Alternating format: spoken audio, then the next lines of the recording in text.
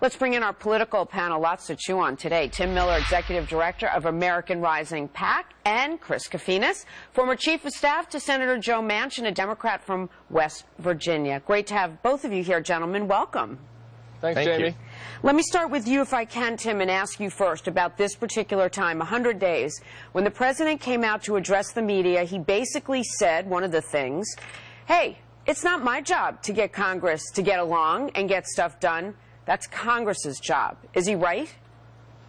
Well, look, the president is continuing with what has been a whine about Congress strategy that him and his team have put in place for the past few months, and it's clearly not working. And instead of talking about the psychobabble of creating a permission structure for Congress to act like he did at that press conference, what the president needs to do is do exactly what all successful second-term presidents have done, and that is come to the table with an agenda that can actually pass the Congress that he has, not the Congress that he wishes that he has. So whether that's tax reform or pro-growth economic policies, those things have a chance to pass. More tax cuts, continuing down the road of gun control, that just isn't going to work, and if he stubbornly continues to push it, all it's going to do is make his second term less and less effective. Chris, how much time does he have, and when does the focus turn to midterms and then a successor or an opponent? How much time does he have to really focus on the agenda? The president probably has about a year and maybe a year and a half, and then the midterm election politics takes over, and then after the midterm, obviously, you're going to be right into the presidential cycle.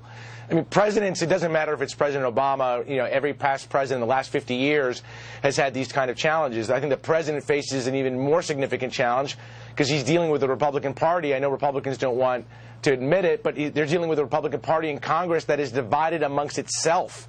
It cannot even agree amongst itself what its positions are on gun control, immigration, taxes. And so that is, I mean, everyone can sit there and say the president has to somehow sit down and basically give the Republicans exactly what they want. I'm not sure the Republicans know what they want. So this is, I think, a very difficult political environment. And it's what I think is leading to an incredible amount of frustration in the American people. And let me be honest, when you look in terms of who's more popular and who do the American people trust, it's not Congress, it's not Republicans, it's still the president, even with all the challenges he's faced. Tim, it's been this way for a while, though, where the American public has watched, hoping certain things would get done, where candidates who become president and are in the White House made promises that they face a challenge to get done. But add to the things that you and Chris mentioned that are on the plate right now, the implementation of Obamacare, Syria, Guantanamo, just to name a few. Which one of those do you think is the one the focus should be on for the president so that he builds the legacy he hoped to? Well, you're going to have to ask Chris about the president building his legacy and what he should do on that front. From my perspective, the most important thing that he can try to do is work on an implementation of Obamacare that actually works, because right now it's a complete train wreck. Max Baucus, the Democrat from Montana, who is an author of Obamacare, said it's a train wreck. Harry Reid, the Senate Democrat Majority Leader, said that Obamacare is a problem, and what this is going to create is even more tension with exactly the Democrats the president needs in order to pass his agenda.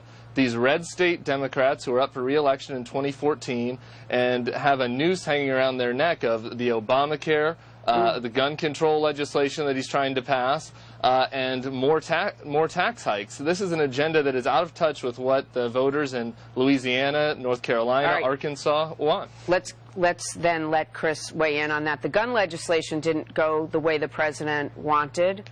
What do you think he should really push for next? Well, I mean, in terms of gun control, real quick, I mean, this is a position the president has that roughly 90%, including a majority of Republicans, hold. So the Republicans are on very strong ground on that.